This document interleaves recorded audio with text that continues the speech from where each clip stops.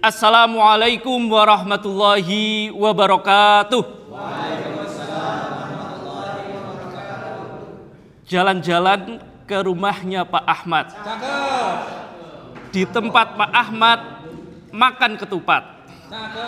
Jika engkau umat Nabi Muhammad, jawablah salamku dengan semangat.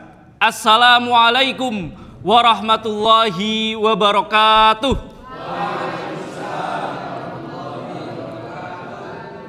Alhamdulillahirabbil alamin. Alhamdulillahilladzi arsala rasulahu bil huda wa dinil haq liyudhhirahu 'alad dini kullih wa kafa billahi syahida. Asyhadu an la ilaha illallah wahdahu la syarikalah wa asyhadu anna Muhammadan abduhu wa rasuluh la nabiyya wa la rasula ba'da. Allahumma salli wa sallim wa barik ala nabiyyina Muhammad wa ala alihi wa sahbihi ajma'in, amma ba'd.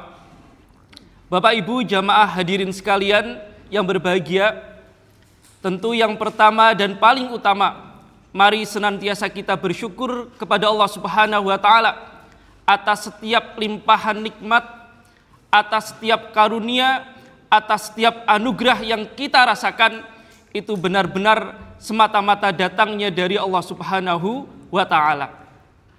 Begitu banyak nikmat, rahmat dan juga anugerah, sampai-sampai ketika kita menghitung nikmat dari Allah Subhanahu wa taala, tentu kita tidak dapat menghitungnya. Wa in ta'uddu ni'matallahi la tuhsuha, dan sekiranya jika engkau menghitung nikmatku, kata Allah, la tuhsuha, maka kita tidak akan mampu untuk bisa menghitungnya. Kemudian salawat beriring salam senantiasa tercurah kepada beliau Rasulullah Muhammad Sallallahu Alaihi Wasallam, yang atas izin Allah Subhanahu Wa Taala, atas tetes darah, nanah keringat dan seluruh pengorbanannya, sampailah kita kepada agama yang sempurna ini, agama yang kita yakini bisa membawa kebahagiaan hidup bukan hanya di dunia, bahkan sampai dengan akhirat, yakni agama Islam. Bapak Ibu sekalian, hadirin yang berbahagia, pada kesempatan yang mulia ini izinkan sedikit menyampaikan tentang, karena sekolah tablik nanti tugasnya kita adalah untuk berdakwah, maka terlebih dahulu kita memperoleh alasan mengapa kita harus berdakwah. Bapak Ibu sekalian hadirin yang berbahagia, Indonesia negara yang kita cintai. Semuanya kita cinta terhadap negara Indonesia. Napa mboten? Negara Indonesia negara yang dikenal sebagai salah satu negara dengan mayoritas penduduk muslim terbesar di dunia. Kurang lebih 240 sampai 250 juta penduduk di Indonesia yang beragama Islam.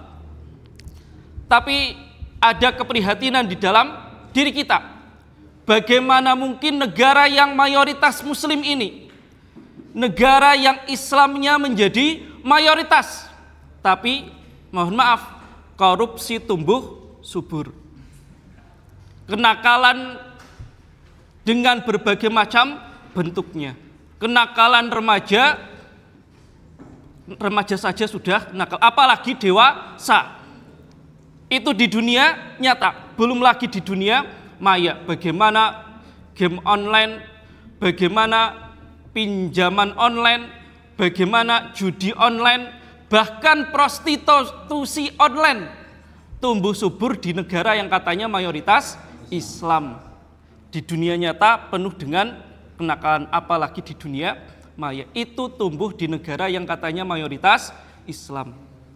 Ini menjadi keprihatinan untuk kita bersama. Bapak Ibu sekalian yang insya Allah dirahmati oleh Allah Subhanahu wa taala, berbagai fenomena tersebut yang berkebalikan dengan ajaran Islam, agama yang menjunjung tinggi kejujuran, agama yang menekankan perbaikan akhlak, agama yang menekankan bagaimana bisa beradab, tapi ternyata masih banyak orang-orang muslim yang lepas dari itu semua. Maka ini menjadi alasan kenapa kita harus berdakwah. Jadi berbagai kenakalan tersebut salah satu solusinya adalah dengan dakwah yang kita lakukan. Bapak Ibu sekalian, kalau hari ini kita beranggapan dakwah itu hanya tugas para dai di mimbar-mimbar saja, tugas para ustadz di bangku-bangku sekolahan saja. Sikap seperti ini yang perlu kita rubah mindsetnya, karena ternyata dakwah adalah tugas setiap orang yang mengaku dirinya adalah seorang muslim. Dakwah adalah tugas setiap dari kita yang mengaku di dalam dadanya ada keimanan di dalam hatinya. Maka dakwah ini bukan sekedar tugas para asatid di mimbar-mimbar saja, para khotib di masjid-masjid saja, atau para guru, para ustadz-ustadzah di sekolah-sekolah saja, tapi dakwah adalah tugas kita bersama setiap manusia yang di dalam hatinya ada keimanan kepada Allah Subhanahu wa Ta'ala. Jamaah sekalian, insyaallah dirahmati oleh Allah Subhanahu wa Ta'ala, setiap kita dipandang oleh Allah Subhanahu wa Ta'ala sebagai penerus perjuangan Rasulullah SAW untuk terus mensyiarkan agama Islam. Kita dikatakan khaira ummah ketika kita mampu berdakwah, ketika kita melakukan amar ma'ruf nahi mungkar.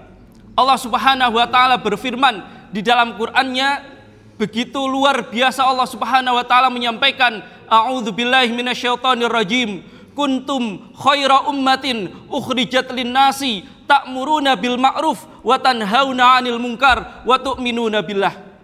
Kalian semua, kamu semua, kita semua adalah umat terbaik yang dilahirkan untuk manusia, yang mengajak kepada kebaikan dan mencegah dari kemungkaran dan beriman kepada Allah Subhanahu wa Ta'ala. Dari ayat ini kita memperoleh beberapa keutamaan dari dakwah, bahwa yang pertama, ternyata kemuliaan umat Islam bisa diraih dengan jalan berdakwah. Kemuliaan, kejayaan, kemakmuran umat Islam bisa diraih dengan cara berdakwah.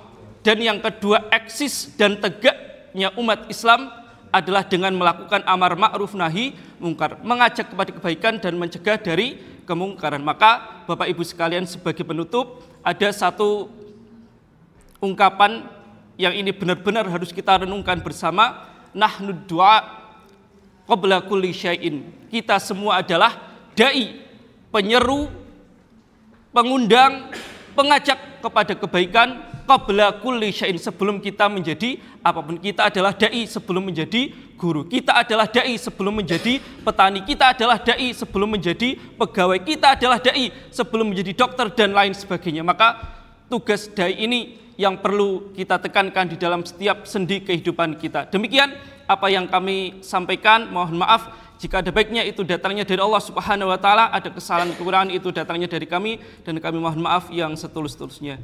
Terima kasih, kurang lebihnya mohon maaf. Assalamualaikum warahmatullahi wabarakatuh.